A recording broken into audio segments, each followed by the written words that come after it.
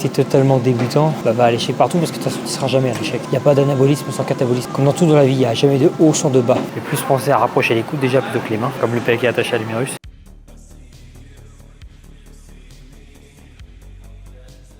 D'où la très grosse importance des protéines, en fait, qui est le macronutriment le plus rassasiant. Aujourd'hui, c'est séance pec, triceps et mollets. Donc pour le premier repas, je me fais 2 pancakes, 200 g de blanc d'œuf, 2 œufs, 50 g de farine d'avoine, 100 g de fruits rouges. Bon, voilà à quoi ça ressemble avant cuisson. Sinon, en termes de compléments, ce que je prends le matin, je prends 2 gélules d'oméga 3, une gélule de zinc. Voilà, il y a 6 gélules de collagène. Ensuite, je prends une gélule de iode, vitamine B12, 4 gélules de vitamine D3 et de la vitamine C. Donc je prends tout ça chez Labs Nutrition, donc mon partenaire. Donc les produits sont labellisés, de bonne qualité. Et en plus, tu as moins 10% avec mon code de Revapar. En ce moment, comme je suis en sèche, du coup, soit je prends un booster avec caféine, soit sans. Donc ça, c'est un pumper. En fait, la différence, c'est que tu congestionnes, t'as juste pas la redescente en fait de la caféine. Ça dépend des personnes, mais il n'y a pas de caféine dedans. Donc après, à voir en fonction de chacun. Et ce qu'il faut regarder aussi, je sais qu'au niveau des boosters, parfois il y a des électrolytes, donc potassium, magnésium et sodium. Faut faire gaffe parce que parfois la forme des électrolytes sont pas forcément bons. Donc faut bien regarder la liste d'ingrédients. Si c'est marqué oxyde de magnésium, ce sera pas assimilable comparé à du citrate par exemple. C'est comme pour les légumes. Souvent il faut regarder la liste d'ingrédients, notamment sur les mélanges surgelés. Ils vont rajouter du dextrose, de l'huile. Donc faut vraiment regarder la liste d'ingrédients, c'est super important.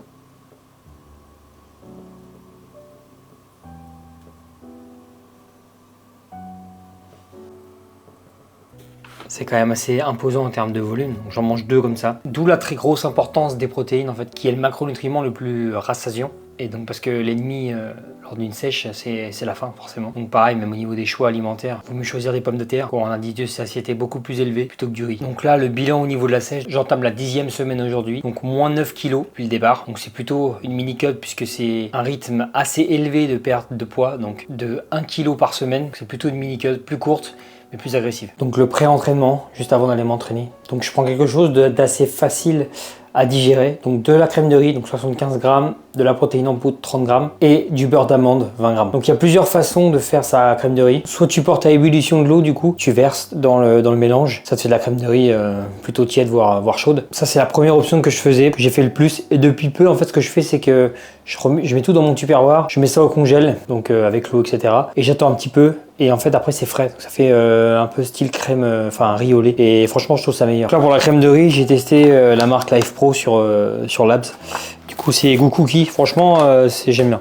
Ça vaut pas le chocolat classique mais j'aime bien ouais, cookie. Donc voilà la bête. Bon je vais me régaler parce que de toute façon je vais essayer d'y aller doucement. Je prends petite bouchée par petite bouchée, je vais peut-être même prendre une petite cuillère. Parce que bon les quantités ont diminué donc forcément j'ai de plus en plus faim. Enfin, surtout, faut différencier la faim de la fringale. C'est plus de la fringale, voilà, ça vient plus de la bouche que du ventre. Voilà, c'est de la gourmandise. Et voilà, parce que les quantités ont drastiquement diminué depuis cette cut. Pareil, petite astuce, je mange dans des petits tupperwares plus petits que d'habitude pour avoir la perception en fait que je mange plus. Donc pour mon intra, du coup, pendant ma séance, j'ai 10 grammes de AA. Et donc là, je vais prendre, juste avant de partir à la salle, le pumper du coup. Je suis pas forcément fan de ce genre de choses parfois, mais là j'ai besoin d'un petit peu d'énergie, de concentration, de focus. Forcément,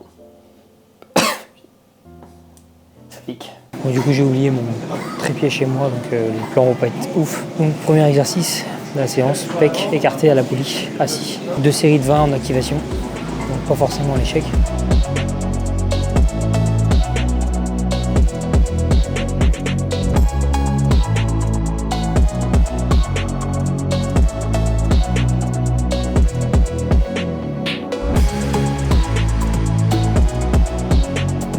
Donc j'ai une 30 de récupération. Le truc c'est que oui, théoriquement c'est mieux d'avoir plus de temps de repos, c'est logique pour récupérer. Mais en fait chaque objectif, enfin chaque exercice a un objectif précis. Là je suis plus un peu sur le fait de préparer un peu mes pecs pour la suite de la séance. Donc déjà c'est ça. Et aussi à un moment donné il faut manager la fatigue, surtout dans une période de cut. Où en fait le but c'est ce qu'on oublie en fait, c'est que on veut toujours anaboliser, mais en fait il n'y a pas d'anabolisme sans catabolisme. C'est toujours comme dans tout dans la vie, il n'y a jamais de haut sans de bas. C'est pour ça que c'est important d'avoir sa récupération. C'est stimulation, récupération, stimulation, récupération. Et c'est pas de destruction tout le temps. Donc sur chaque exercice, t'es pas obligé de faire d'aller à l'échec à chaque série, chaque exercice. Alors bien sûr ça dépend de ton niveau parce que si t'es totalement débutant, bah va à l'échec partout parce que de toute façon tu seras jamais à l'échec. Donc voilà. Tout le problème sur les mouvements de pec, c'est vraiment de penser à éviter de se recroqueviller en fait, faut vraiment garder la poitrine haute. Pas forcément serrer les omoplates parce que ça va te limiter au niveau de la contraction, mais plus penser à rapprocher les coudes déjà plutôt que les mains, comme le pec est attaché à l'humérus. Et pareil, je fais 2 secondes de pause à l'étirement et je maintiens bien la contraction pour m'assurer de pas que mes épaules prennent le relais, d'autant plus que dans mon cas, moi c'est un point plutôt fort. Donc là j'en ai fait que 16, initialement prévu c'était 20, mais comme c'est la première fois là que je change, enfin que la fourchette de rep est différente, c'est plus court avant, avec plus de volume, bah la prochaine fois je mettrai moins lourd.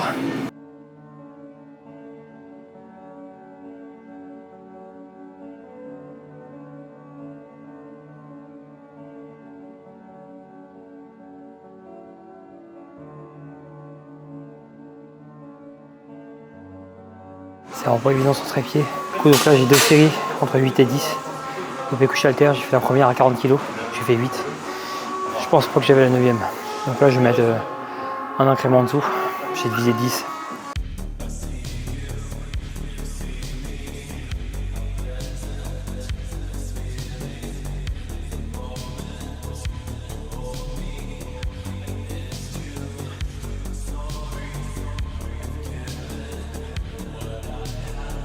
Donc, du coup sur l'exercice d'avant, le développé à la Smith, donc j'ai mis les sécurités. Voilà, au moins je suis sûr de pousser en toute sécurité avec mon intensité sans forcément me préoccuper si jamais je vais à l'échec. Et pareil j'ai fait en prise suicide, donc j'ai enlevé le pouce. Ça me permet vraiment de pousser plus avec les pecs, enfin du moins au niveau de mon confort que j'ai personnellement. Donc là du coup prochain exercice, pec deck, donc à l'arrière. Pareil on ouvre bien la poitrine, même consigne que sur les mouvements, le premier mouvement donc je disais là, pour les pecs. Donc j'ai 2 séries de 12 en superset avec des dips, poids de corps en maximum de reps.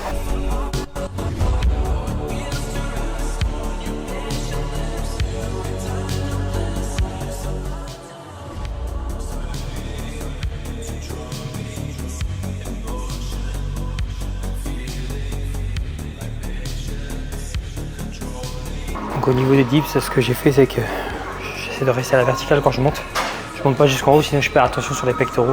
J'amène mes hanches légèrement vers l'arrière pour garder du coup l'attention sur les pectoraux et non sur les triceps. Donc pareil je fais une pause à chaque extrémité du mouvement pour d'une standardiser et bien faire mon mouvement. Du coup repas post-training, je vais avoir 250 g de pommes de terre, 200 g de légumes verts et du poulet, donc là que je suis en train de faire cuire au air fryer, 150 g. Donc il n'y a pas beaucoup de lipides pour pouvoir digérer rapidement et assimiler directement donc les sources de glucides et de protéines. Pour tout ce qui est poulet frites, donc moi vraiment je me régale, je prends du paprika fumé, de l'ail fumé, herbe de Provence et tout, je blinde ça et 20 minutes au air fryer. Même au niveau du poulet, j'essaye de prendre le label Bleu Blanqueur, quand même un minimum de qualité. Du coup, donc juste après ma séance, j'ai eu 45 minutes de tapis, donc de cardio. Je reste à 130 BPM à peu près en moyenne. Et sur mes jours off, j'ai 60 minutes de cardio. Donc pareil à 130 BPM. Et donc la différence aussi au niveau de mon jour off, c'est que je vais avoir 2 fois mon petit déjeuner en fait. Parce que j'ai plus de lipides et moins de glucides parce que je m'entraîne pas. Donc voilà, j'aurai plus de lipides pour d'avoir une digestion un peu plus lente, pour avoir moins faim, mais du coup baisser un peu mes glucides. Alors ça, si c'est pas beau et délicieux. Et donc voilà le 3e repas. Bon, du coup, dernier repas de la journée. Donc là, la vapeur avec le vitaliseur de Marion. Donc des légumes avec du saumon. Et donc les frites ici au air fryer.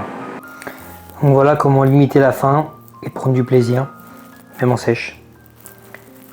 Donc bien sûr, je sale tous mes plats. Et du coup, à la fin, j'ai ça. Donc j'ai 3 Yoplait. Donc c'est équivalent à c'est des €. Donc c'est équivalent à du skier, c'est juste que c'est beaucoup moins cher. Donc en termes de compléments, le soir je prends 2 gélules de sélénium et 4 gélules de magnésium. Voilà la plus grosse carence que les gens ont, surtout quand ils sont sportifs. Donc une bonne forme de magnésium, c'est du bisglycinate. Donc oui, le focus a du mal à se faire. Voilà du bisglycinate, important, sinon si c'est de l'oxyde, ça va directement aller aux toilettes, avec 0 assimilation. Et donc j'ai ma créatine aussi, que je mettrai mes 5 grammes dans les Yoplait quoi. Parce que c'est dégueulasse sinon.